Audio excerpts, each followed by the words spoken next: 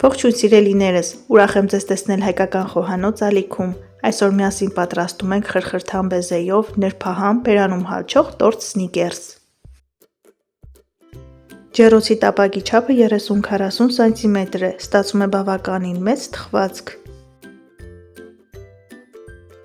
Եթե սիրում եք խրխրթան բեզեյի շերտով թխվածքներ, ապա այս բաղադրատոմսի կողքով անտարբեր միացեք, չափազանց համեղ է ստացվում։ Դե ինչ, սկսենք պատրաստել, առանձնացնում ենք 6 ձվի սպիտակուցները և դեղնուցները։ Քանի որ պետք է պատրաստենք բեզե, աշխատում ենք սպիտակուցների մեջ դեղնուցի մաս չլինի։ 6 դեղնուցի վրա ավելացնում ենք 200 գրամ շաքարավազ և մի լավ հարում ենք, մինչև ծավալը մի փոքր մեծանա և զանգվածը փրփրի։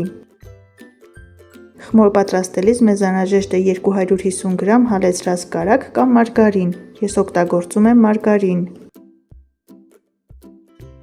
Այս ամենը 2-3 րոպե մի լավ կհարենք, որպեսզի ստանանք միատարր զանգված, այնուհետև կավելացնենք 1 լիքը ճաշի գթալ թթվասեր։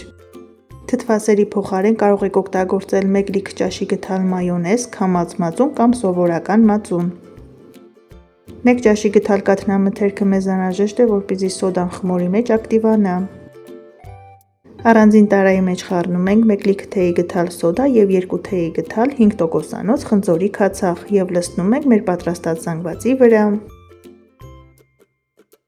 Կավելացնենք 1 թեյի գթալ վանիլային շաքարավազ և 2-3 րոպե կրկին կհարենք։ Բարեկամներ, բաղադրատոմսը 3 լեզվով ինչպես միշտ կգտնեք նկարագրությունների բաժնում, որը գրված է տեսանյութի ներքևի հատվածում։ Կախված հավկիթների մեծությունից և ալյուրի որակից խմոր պատրաստելու համար կարող է օգտագործվել 500-ից 550 գրամ ալյուր։ Ես օգտագործել եմ 3 բաժակ ալյուր, որը մոտավորապես 510 գրամ է։ Նշեմ, որ բաժակի չափը 250 մլ է։ Պետք է ստանանք ձեռքերին ընդհանրապես չկպչող, յուղոտ, փափուկ խմոր։ Երբ խմորը գթալով խառնելը դժվարանում է, լցնում ենք աշխատանքային սեղանի վրա և 2-3 րոպե առանց ալյուր ավելացնելու հունցում ենք։ Այնուհետև խմորը բաժանում ենք 3 հավասար մասերի և գնդում ենք, յուրաքանչյուր գունդը կշռում է 380-ից 400 գրամ։ Ահա տեսեք, թե ինչպիսի խմոր պետք է ստացվի։ Գնդերը ծածկում ենք սննդային թաղանթով, որպեսզի երեսը կեղև չկապի, և սկսում ենք պատրաստել բեզեն։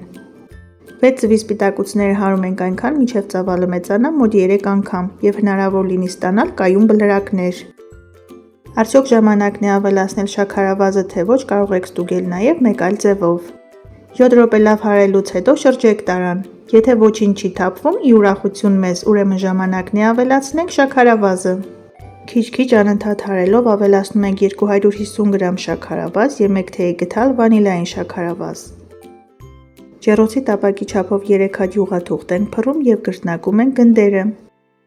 Աշխատում ենք գնդերը համաչափ և գեղեցիկ բացել։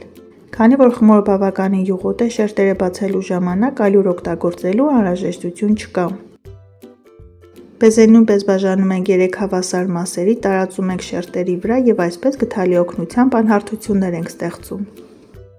Շերտերը թխում ենք նախապես 180 տաքացված ջեռոցում 5-ից 7 րոպե, այնուհետև իջեցնում ենք ջերմաստիճանը 100 աստիճան և թողնում ենք ևս 20-ից 25 րոպե, մինչև բեզեն չորանա։ Սիրելիներս, եթե առաջին անգամ եք միացել հայկական խոհանոց ալիքին, խնդրում եմ բաժանորդագրվեք և սեղմեք զանգակ կոճակը։ Հայկական խոհանոց ալիքում կգտնեք շատ համեղ և հետաքրքիր բաղադրատոմսեր։ Կրեմի համար հարում ենք 250 գրամ փափուկ կարագ, ավելացնում ենք 1 թեյի գթալ վանիլային շաքարավազ և 1 վանգակ եփած խտացրած կաթ։ Բեզեյով սնիկերս կարող եք պատրաստել օգտագործելով տարբեր տեսակի ընդեղեն՝ գետնանուշ, նուշ, շնկույս, պնդուկ կամ օգտագործել միքս տարբերակը։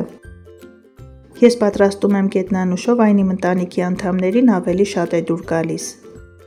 300 գրամ գետնանուշը մարացնում ենք և սկսում ենք հավաքել թխվածքը՝ շերտ կրեմ գետնանուշ շերտ հերթականությամբ։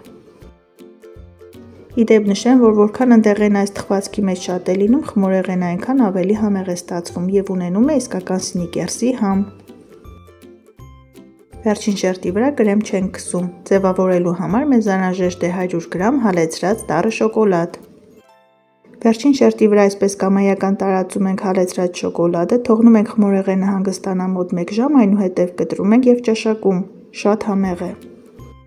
Այսօր էլ այսպիսի նրբահամ խմորեղենի բաղադրատոմս։ Դուք էլ փորձեք պատրաստել այս տարբերակով, եղեք առողջ եւ օրհնված, ցտեսություն, կհանդիպենք հաջորդ տեսանյութերում։